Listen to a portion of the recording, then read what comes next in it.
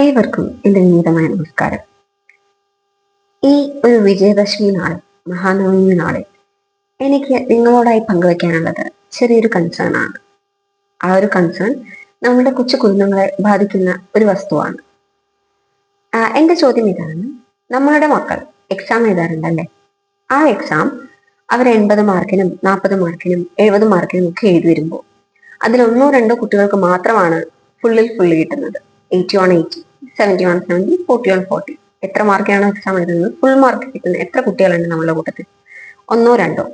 ബാക്കി എല്ലാവർക്കും കിട്ടുന്നത് അതിലും കുറഞ്ഞ മാർക്കായിരിക്കാം, ബിലോ ആവറേജ്, ആവറേജ്, അങ്ങനെ പല രീതിയിലും നമ്മളുടെ സ്കൂളുകാരും ടീച്ചേഴ്സും എങ്ങനെ എല്ലാവരും ഡിവൈഡ് ചെയ്യാറുണ്ട്. എന്റെ ചോദ്യം എന്താന്ന് വെച്ച് കഴിഞ്ഞാൽ, അതായത് നിങ്ങൾക്ക് ആർക്കും തോന്നിയിട്ടില്ലേ അവിടെ ഒരു ഗ്യാപ്പ് വന്നിട്ടുണ്ടെന്ന്? 80 കിട്ടിയ ഒരു കുട്ടിക്ക് മാത്രമേ ആ ഒരു സബ്ജക്റ്റ് എന്താണെന്ന്, അല്ലെങ്കിൽ ആ ഒരു സിലബസ് എന്താണെന്ന് ക്ലിയർ ആയിട്ട് മനസ്സിലായിട്ടുള്ളൂ.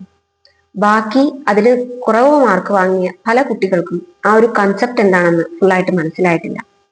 എന്നിട്ട് പോലും എന്തുകൊണ്ട് നമ്മളുടെ നാട്ടിലെ സിസ്റ്റം അവർക്ക് അടുത്ത ക്ലാസ്സിലേക്കുള്ളൊരു പ്രൊമോഷൻ കൊടുക്കുന്നു? അതെന്നും എന്നെ വലട്ടിയ ഒരു ക്വസ്റ്റ്യൻ തന്നെയായിരുന്നു.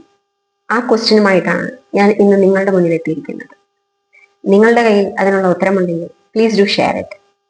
ആൻഡ് ഞാനിവിടെ ഉദ്ദേശിച്ചത് ഒരിക്കലും ഒരു കുട്ടി 81 വാങ്ങണം, 71 വാങ്ങണം എന്നല്ല. പക്ഷെ എവിടെയോ ഏതോ ഒരു കുട്ടികൾക്ക്, അല്ലെങ്കിൽ നമ്മളുടെ തന്നെ കുട്ടികൾക്ക് എവിടെയോ ഒരു ഗ്യാപ്പ് വന്നിട്ടുണ്ട്, നോളേജിന്റെ ഗ്യാപ്പ്.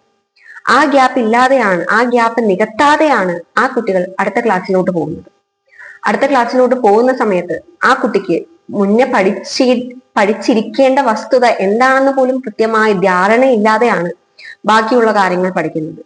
പിന്നെ മാർക്ക് കുറഞ്ഞതിൽ അത്ഭുതമില്ലല്ലോ. അത് തന്നെയാണ് എന്റെ ചോദ്യവും.